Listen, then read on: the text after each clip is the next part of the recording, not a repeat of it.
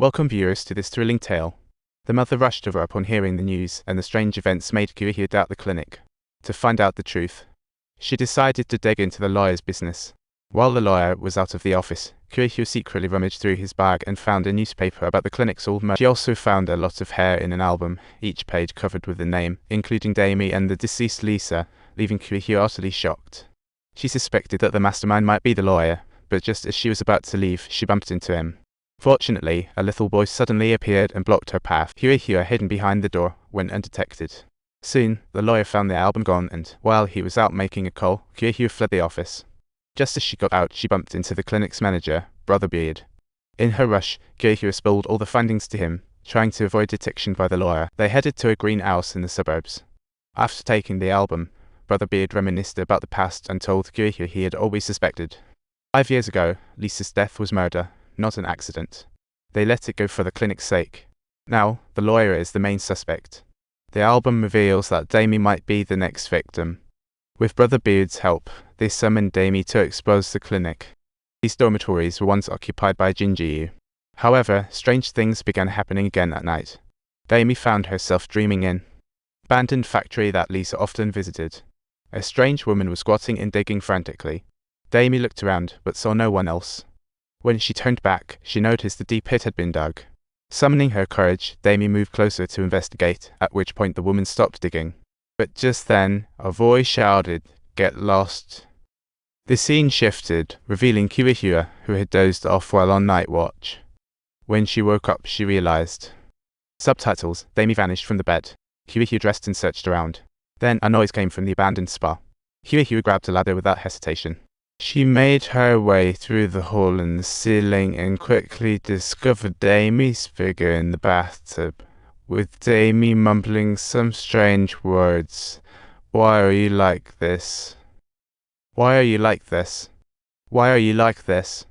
Why are you like this? Why are you like this?" Watching Daimi bury her head in the bathtub, Kirihiro was terrified. She feared her friend would drown, yet was also scared of Daimi's possessed face.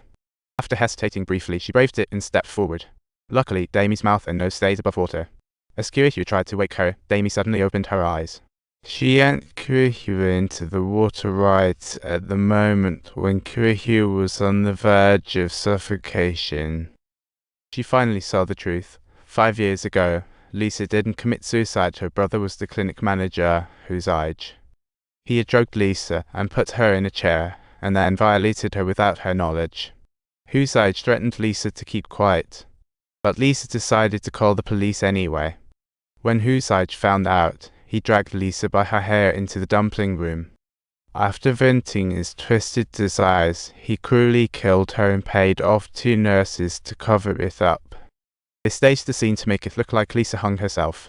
Just then, Daimi was knocked out, and Kirihiro woke up from her nightmare, realizing it was Husage who arrived. He saved her life. But now, knowing the truth, Kirihiro was terrified, seeing the real culprit. Panicking, she helping Daimi quickly tried to leave. Husage seemed to sense something was off, and Daimi revealed a secret: she had also been violated by Husage. However, out of fear of his threats, she hadn't spoken up before. The urgent thing was to leave the clinic quickly. But as Kirihiro turned to look for Husage, he grabbed Daimi and brought her in front of Kirihiro, admitting his wrongdoings.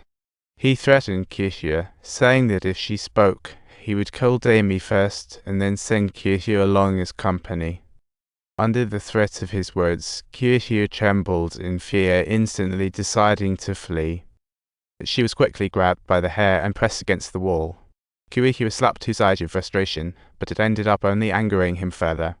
Husage directly plunged a scalpel into her hand. Just when Kirihiro was about to give up resisting, Dojuing suddenly appeared and used an Roman forepaw to hold Husage's neck. Soon, Husage passed out due to choking. After quickly bandaging Kirihiro, Dojuing revealed the truth. The deceased Dr. Lisa was his fiancée. She came to take the job at the clinic in order to investigate the truth behind that case. Dojuing had long suspected Husage. No wonder he lacked sufficient evidence and had been searching for clues in the clinic. After listening to what he said, Kirihiu realized that she had misunderstood Dojiyun. But just then, the suddenly revived Huzai stabbed Dojiyun in the back with the dagger. A frightened Kirihiu hesitated to help. As Huzai dealt with Dojiyun, he rushed to escape with Dami from the clinic. However, Huzai had no intention of letting them go. After choosing the right tools, he followed the trail of snow to an abandoned factory near the hospital. Before he was able to handle them, Huzai started recounting his tragic past. It turned out that when he was young, his father would always beat him and his mother after drinking. As Huzai gradually grew older, the seeds of hatred took deep root in her heart. On the day of Huzai's coming of age, she personally poisoned her father to death. That day officially marked the start of Huzai's dark transformation. After sharing his story, he prepared to deal with his second victim. Just as Huzai was excitedly relishing the thrill of the hunt, a sharp knife suddenly plunging into his chest revealed that Nurse Jin had arrived just in time to save Kirihiu from sure death. Just when he thought the nightmare would end, as he stepped forward to check on Dami's injuries, Huzai grabbed Nurse Jin by the hair and sliced her throat with a knife. Witnessing the whole thing, Dami was terrified. After dealing with Nurse Jin, Huzai turned his vicious gaze back towards Dami. Fortunately, the souls of the spa workers jumped in to rescue the girls, turning into a wisp of smoke to protect